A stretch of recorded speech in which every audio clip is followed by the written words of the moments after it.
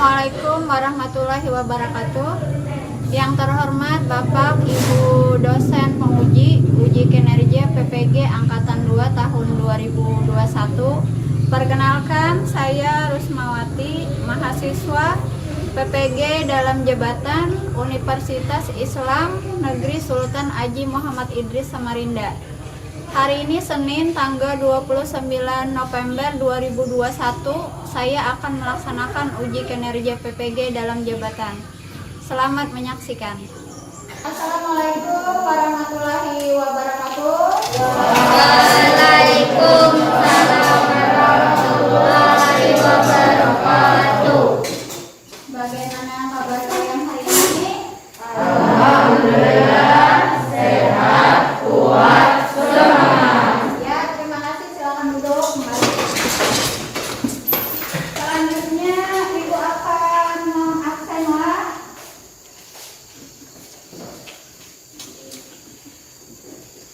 Soleha? Nisa Maria? Siti Munawara? Selanjutnya Ibu tanya, apakah kalian sudah rapi pakaiannya?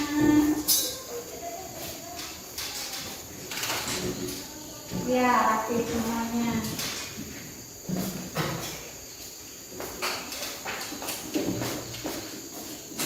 Sebelum memulai pelajaran, alangkah baiknya kita berdoa lebih dulu supaya apa yang kita pelajari hari ini menjadi berkah untuk kita semua. Untuk memimpin doa, Ibu minta kepada anak Bunda Ilham, dipersilakan.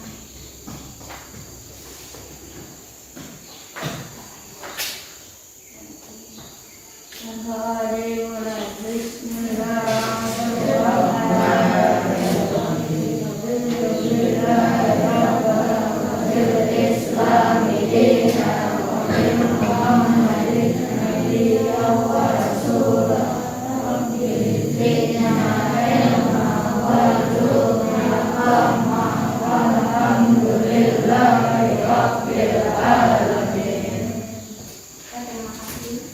Kita lanjutkan untuk materi pelajaran hari ini, yaitu selamat datang wahai nabiku kekasih Allah Subhanahu wa Ta'ala. Pada materi sebelumnya masih ingat kita mempelajari tentang apa? Ayo, tentang sholat berjamaah. Sholat berjamaah apa artinya? Silakan berdiri. Salat yang lebih dari 2 orang atau lebih. Sholat yang dilakukan bersama Di dalam satu majelis. 2 orang atau lebih. Di mana yang salah satu jadi imam dan yang lainnya menjadi makmum. Kemudian apalagi tentang sholat sholat berjamaah. Salah satunya ada imam dan ada makmum. Kemudian dikerjakan dalam satu majelis. Ada lagi sholat imam harus sesuai dengan sholat makmum. Ada lagi tadi sholat imam harus sesuai dengan sholat makmum. Dikerjakan dalam satu majelis, tidak boleh mendahului imam. Yalah. Nah, untuk materi hari ini kita lanjut ke bab 5. Kalau sholat berjamaah kemarin bab 4 tentang selamat datang wahai Nabi kekasih Allah Subhanahu wa Ta'ala, yaitu Nabi Muhammad Shallallahu Alaihi Wasallam. Nah, di bab 5 halaman 60, silakan buka bukunya sambil diperhatikan.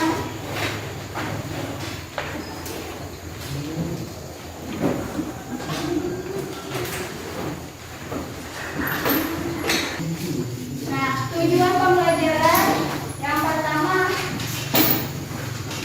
setelah menyaksikan tayangan PowerPoint mata PPT, tayangan PowerPoint mata PPT,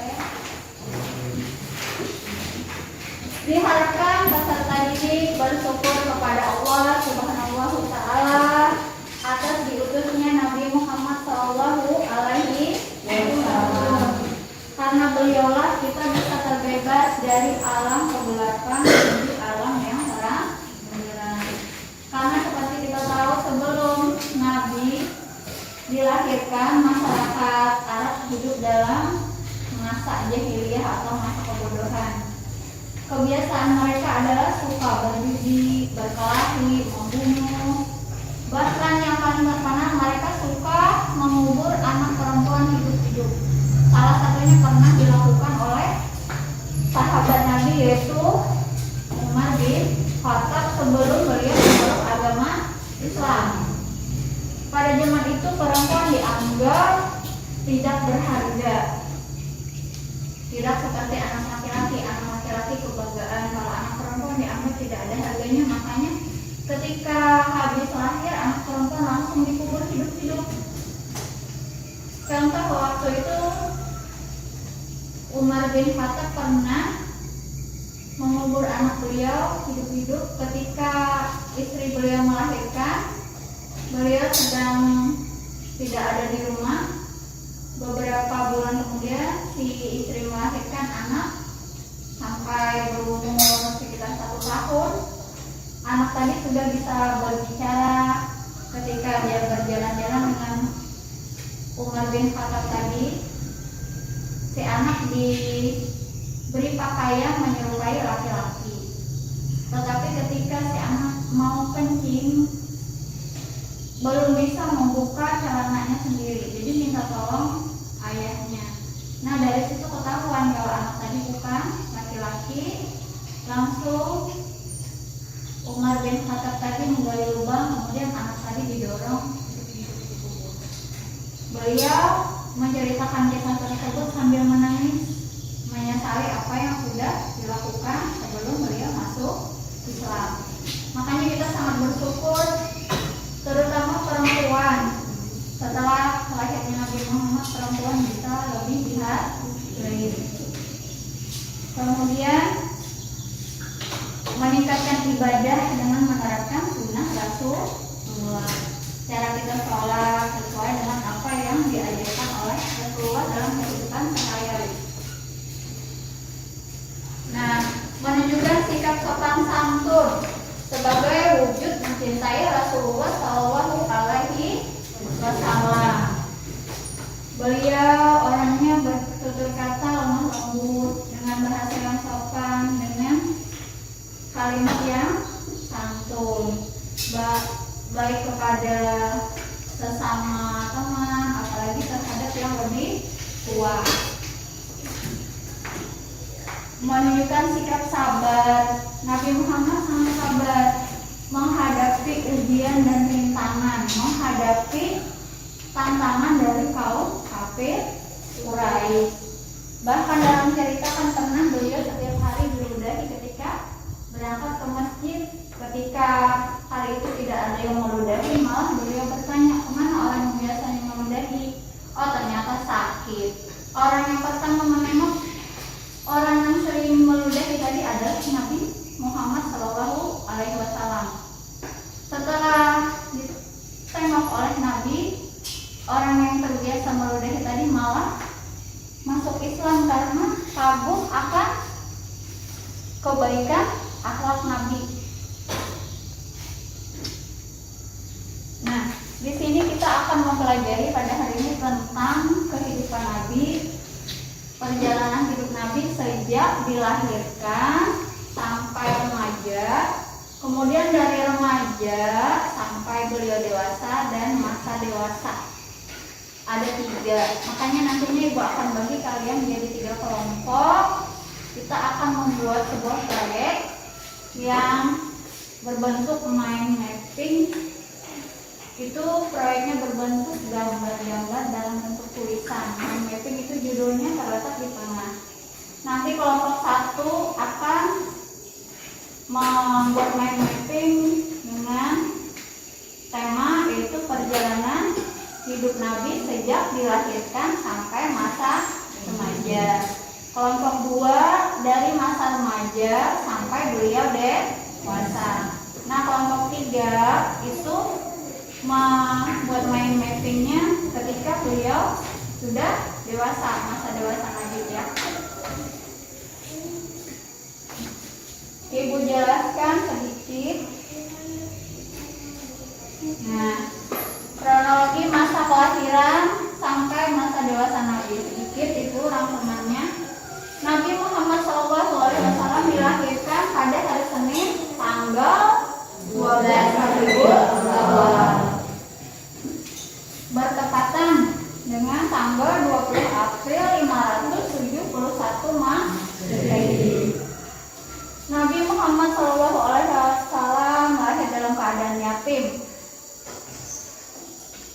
Ayah beliau yang bernama Abdullah bin Abdul Muthalib wafat pada saat Nabi masih berusia 6 bulan dalam kandungan ibu beliau yang bernama Siti Aminah.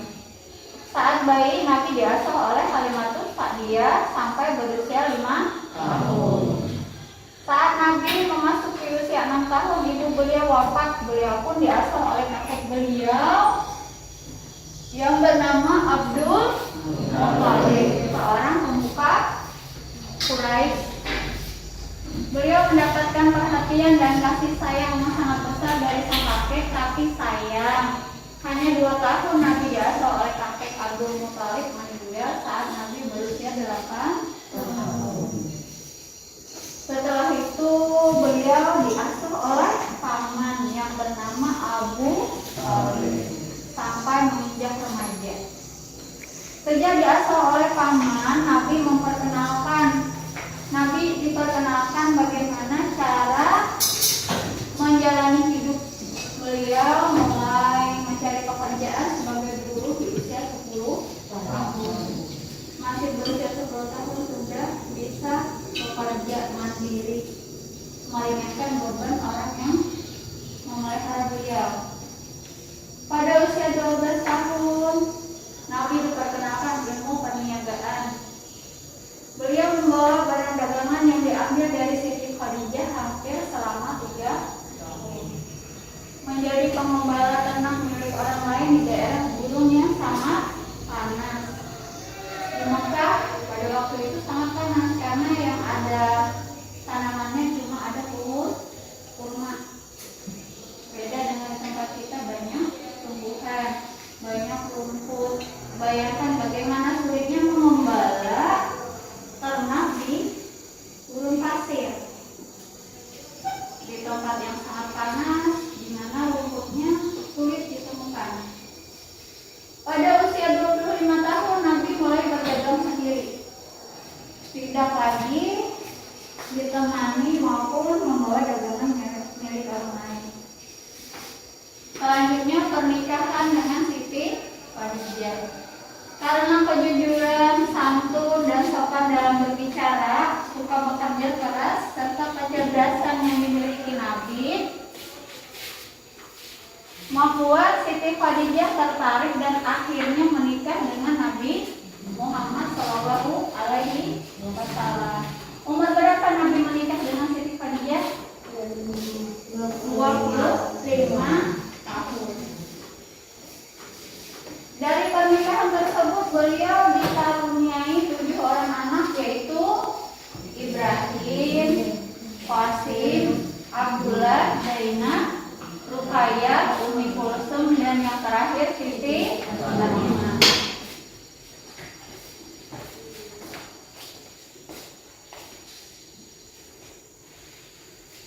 Nah, peristiwa pengangkatan Muhammad SAW sebagai Nabi dan Rasul. Ini ketika beliau sudah dewasa. Nabi Muhammad merasakan keresahan atas perilaku yang dialami masyarakat Arab yang jauh dari nilai-nilai kebenaran seperti berjudi, mabuk, mengundi nasib, berkelahi, dan lain-lain. Kemudian beliau melakukan ujlah, mengasingkan diri di sebuah gua yang bernama Gua Hira. Hal ini beliau lakukan beberapa kali, tepat pada tanggal 17 Ramadan tahun ke-40 dari kelahiran beliau. Nabi Muhammad didatangi malaikat Jibril dan menerima wahyu yang pertama, yaitu Quran surah Al-Alaq ayat 1 sampai 5 yang berbunyi Bismillahirrahmanirrahim. Iqra bismi rabbikal ladzi khalaq. Artinya bacalah dengan menyebut nama Tuhanmu yang menciptakan.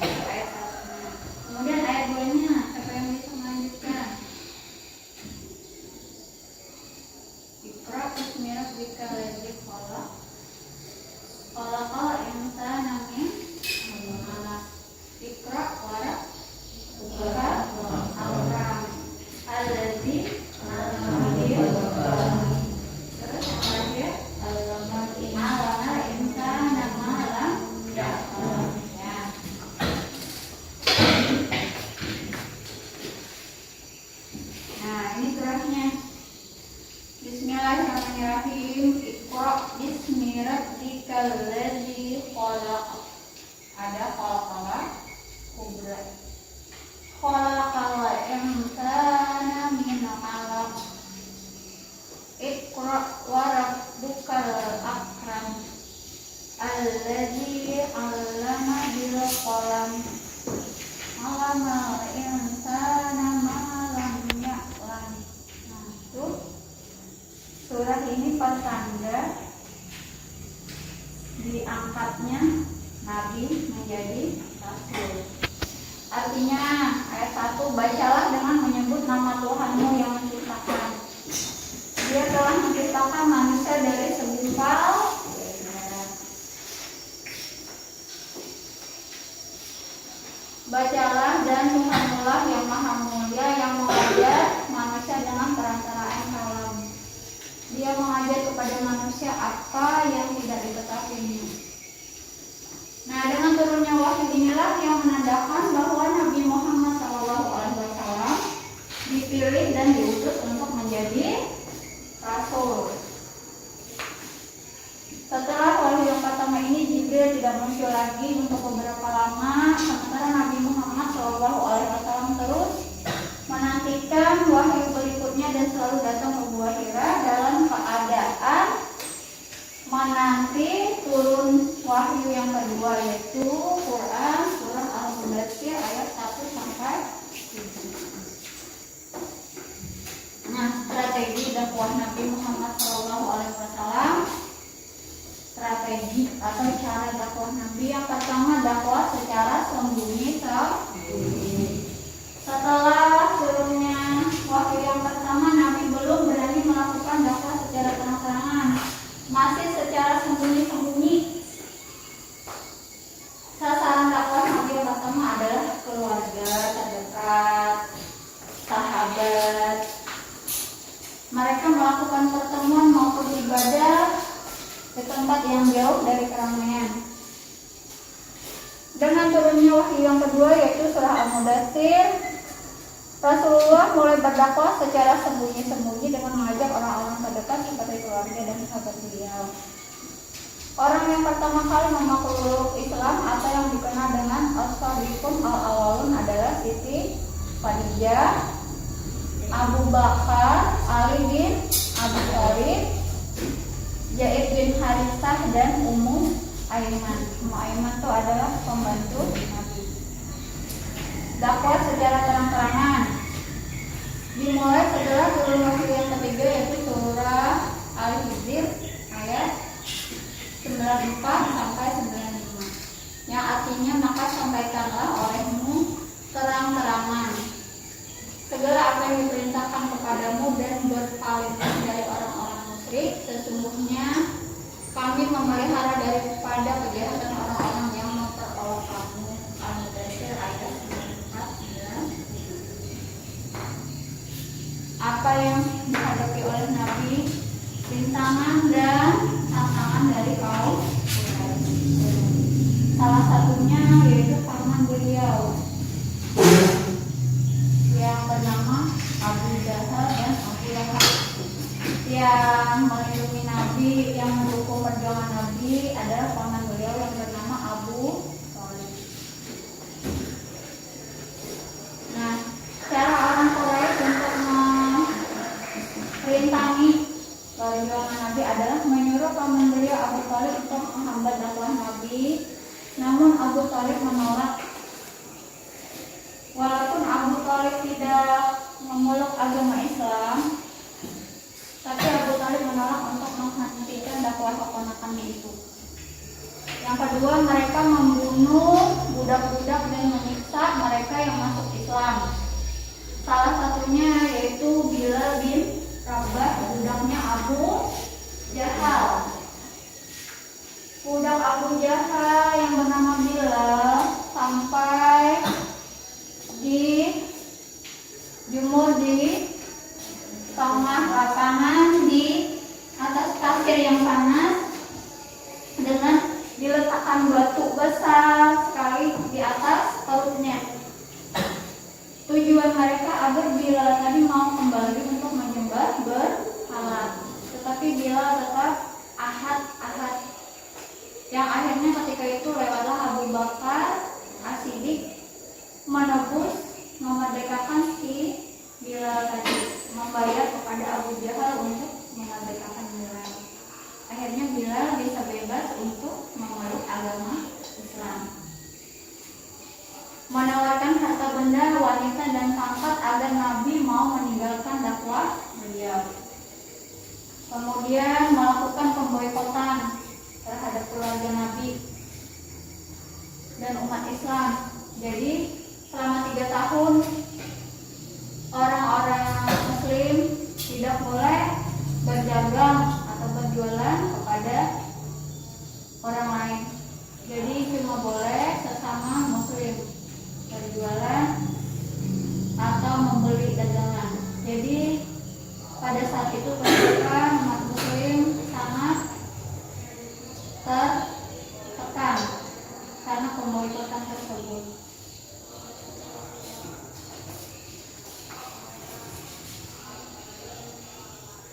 Nah, yang terakhir kesimpulan. Nabi Muhammad lahir pada hari Senin 12 Rabiul Awal bertepatan 20 April 571 Masehi. Nabi diangkat menjadi rasul pada usia 40 tahun. Nabi Muhammad diangkat menjadi nabi dan rasul setelah turunnya Quran surat Al-Alaq ayat 1 sampai 5. Dakwah secara sembunyi-sembunyi dimulai setelah turunnya Quran surah Al-Mudaththir. Dakwah secara terang-terangan dimulai setelah turunnya surah Al-Hijr ayat 94 sampai 9. Dalam berdakwah, beliau mendapat berbagai rintangan baik dari keluarga maupun kaum Quraisy dan pihak luar. Namun semua dihadapi Nabi dengan penuh kesabaran dan keikhlasan. Selanjutnya kalian akan ibu bagi kelompok menjadi 3 kelompok.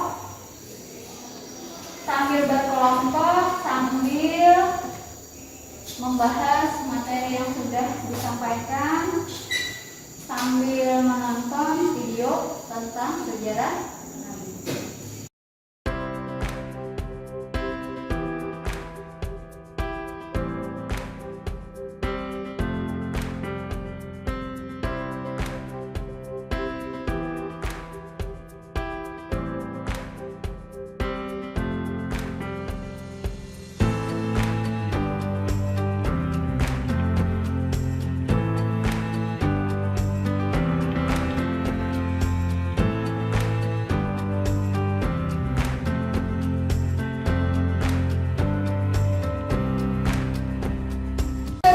Kalian dengan masing-masing kelompoknya akan membuat mind mapping. Ibu bagi warnanya ya, untuk mewarna. Warnanya nanti bisa saling bertukar dengan kelompok yang lain. Silakan dimulai pekerjaannya sesuai dengan tema yang sudah ibu bagi. Kelompok 1 tadi apa? Tentang perjalanan sejarah perjalanan hidup Nabi sejak dilahirkan sampai remaja. Kelompok 2 tentang kehidupan Nabi dari remaja sampai dewasa. Kelompok 3 tentang perjalanan Nabi ketika dewasa. Ya, silakan dikerjakan masing-masing pekerja sesuai dengan tugasnya.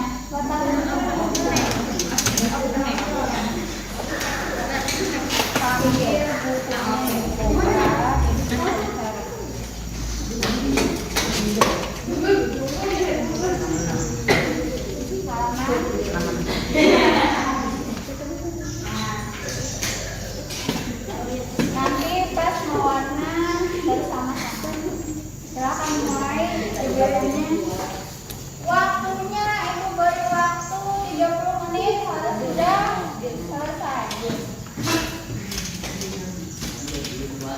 Di tengah-tengah dituliskan tentang judulnya. Judulnya apa? Tuliskan.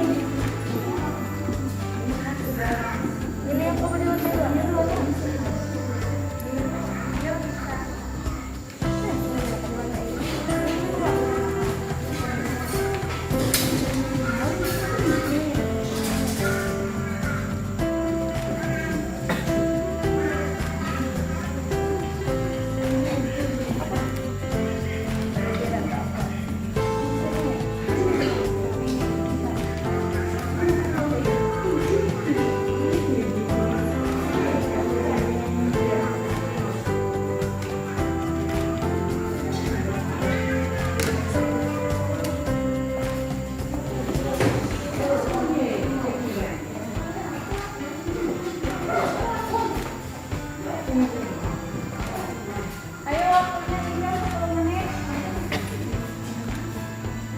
Siap-siap untuk presentasi.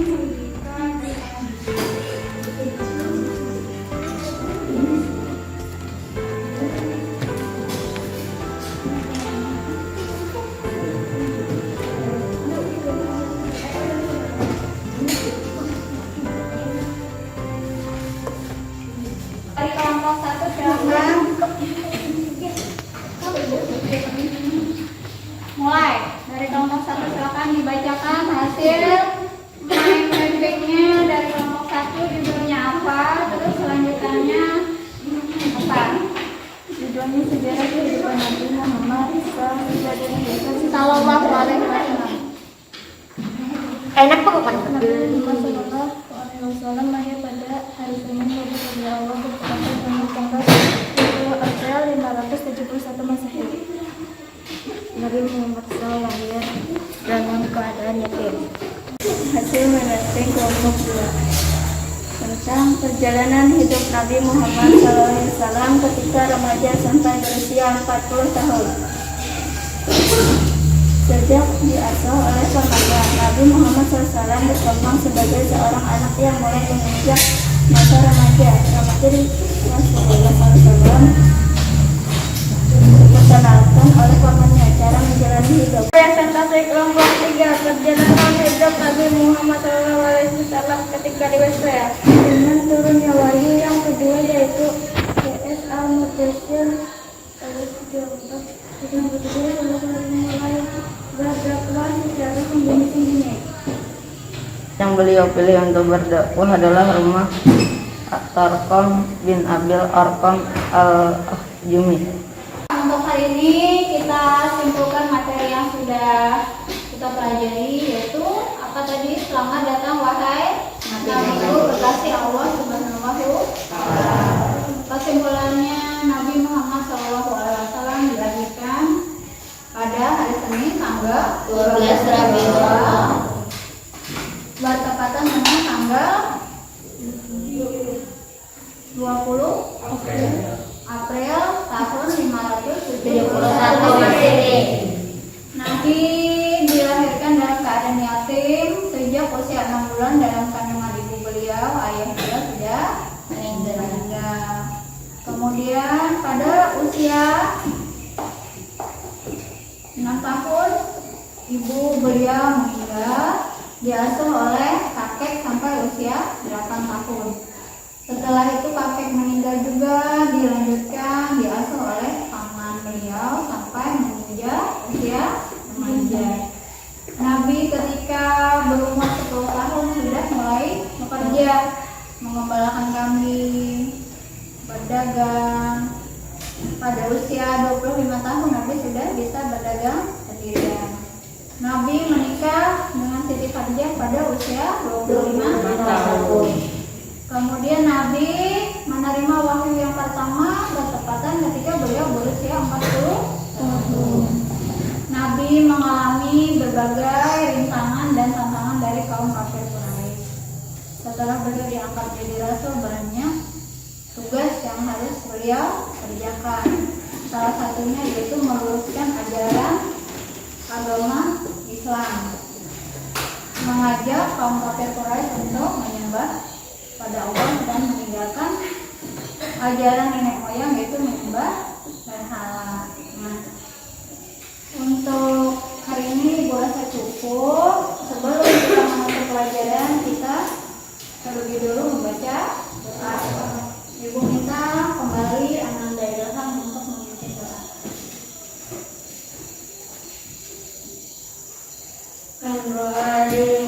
Bismillahirrahmanirrahim.